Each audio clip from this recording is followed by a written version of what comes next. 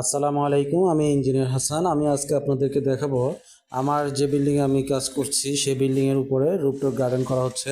এখানে দেখুন প্যারাপেট ওয়ালের সাথে করে আমি সুন্দরভাবে একটি গার্ডেনিং করছি। দেখুন এখানে প্লান্টার বক্স করে দেওয়া হয়েছে এবং বড় বড় কয়েকটি প্লান্টার বক্সও করেছি, আপনাদেরকে আমি দেখাবো। তো এখানে আমি যে জিনিসটি করছি সেটা হচ্ছে প্যারাপেট ওয়ালের সাথে করে আমি প্লান্টার বক্স করে প্লাস এখানে সিটিং ব্যবস্থা করেছি আর কি, যাতে বসতে পারে এবং যেন গাছগুলো বক্সের ভিতরে সুন্দরভাবে লাগাতে পারে। তো এখানে টাইলসের কাজ করা হবে, টাইলস মিস্ত্রির কাজ করছেন এখানে। তো টাইলসের আপনারা জানেন টাইলসের পদ্ধতিগুলো।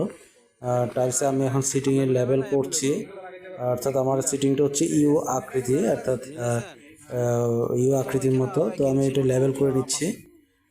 টাইলসের প্রথমে এই স্ল্যাবগুলোকে আপনারা চিপিং করে নেবেন। টাইলসের খুবই খারাপ জিনিস হচ্ছে ভালোভাবে যদি চিপিং না করেন সেক্ষেত্রে টাইলস উঠে যাবে, এবং চিপিং করে ভালোভাবে শেওলা ময়লা এগুলো পরিষ্কার করে নিতে হবে, না হলে টাইলস কিছুদিন পর উঠে যায়। আরও হচ্ছে ছাদের উপরে এই যে দেখুন এখানে কি সুন্দর করে বক্স আকারে আমি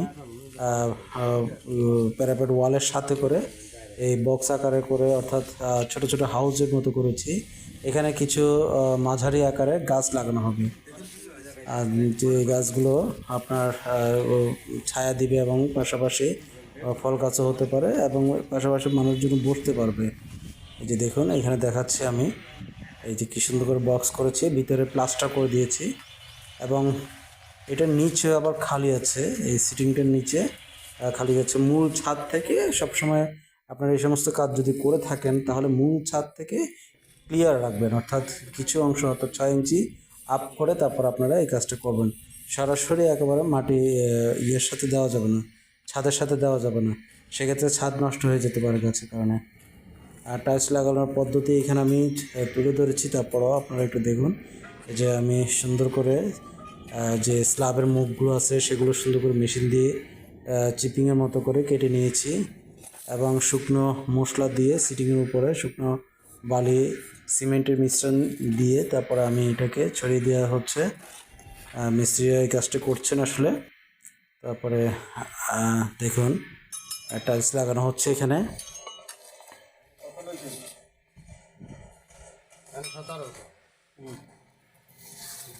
একটা পরিমাপ করে নিচ্ছি যাতে করে চারিদিকে সমানভাবে অ্যাকুরেট মাপ থাকে, সেটা করা হচ্ছে।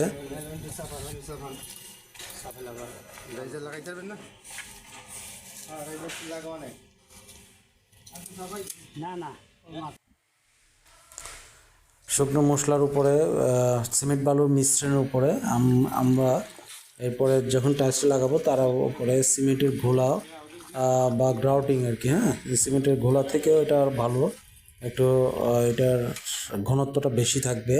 এটাকে গ্রাউটিং অনেক সময় অনেকে ভালোভাবে না বানালে সেক্ষেত্রে টাইলস ভালোভাবে বসবে না। অর্থাৎ গ্রাউটিং বানানোর সময় ভালোভাবে পানি দিকে অনেকক্ষণ করে মিশাতে হবে, তখন এক ধরনের আঠালো ভাব আসবে। তারপর আপনারা এই জিনিসটা ব্যবহার করতে পারেন।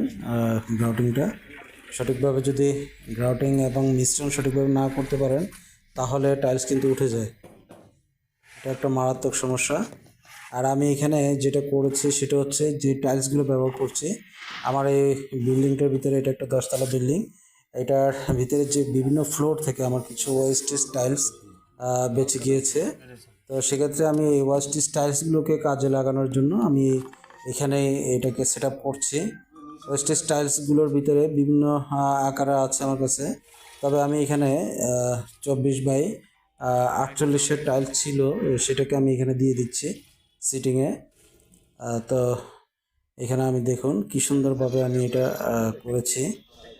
আসলে বাস্তবিকভাবে দেখতে ভালো লাগে এবং যে ছাদের উপরে ছাদ বাগান অনেকে করে, সেক্ষেত্রে আমার এই জায়গাটা খুব সুন্দরভাবে ছাদ বাগানের মতো করে তুলে ধরেছি। এর মাঝেও অর্থাৎ আমি আপনাদেরকে একটা ভিডিও দেখাবো। এই যে সিটিং সম্পূর্ণ টাইলসটা লাগানো হয়ে গিয়েছে এই জায়গাটা। এখানে এখন অনেকে বসতে পারবেন, খুব সুন্দরভাবে আরাম আয়েসে বসতে পারবেন ছাদের ভিতরে। তো আপনারা চাইলে এভাবে করে করে নিতে পারেন যারা আমার ভিডিওটা দেখছেন। এই যে এই প্ল্যান্টার বক্সটা এই যে আমি এটা দেখাচ্ছি, এটা দেখেন মূল ছাদ থেকে উপর একটু 6 ইঞ্চি উপর করে আমি এটা করেছি। এখানে একটা সিং বসাবো ছাদের উপর, বারবিকিউ সেন্টার করা হবে এই জায়গাটা, সেজন্য এখানে একটা আমার সিং করা হচ্ছে। আর এই যে এখানে দেখুন ওই পাশে অর্থাৎ আমার বিল্ডিংয়ের পূর্ব পশ্চিম পাশেও আমি সিটিংয়ের অ্যারেঞ্জমেন্ট করেছি। এখানে দেখুন একই সিস্টেমে ভিতরে বক্স আকারে করেছি, প্লাস্টার করা, নেট ফিনিশিং করা। আর হচ্ছে সিটিংয়ের নিচে আমি টাইলস লাগাইনি, সিটিংয়ের নিচে আমি নেট ফিনিশিং করে দিয়েছি। তো ভিউয়ার্স, আপনাদের অনেক অনেক ধন্যবাদ আমার এই ভিডিওটি দেখার জন্য। আর হচ্ছে আপনাদের কাছে অনুরোধ রইল আমার চ্যানেলের সাথে থাকুন। ধন্যবাদ। আসসালামু আলাইকুম রহমতুল্লাহ।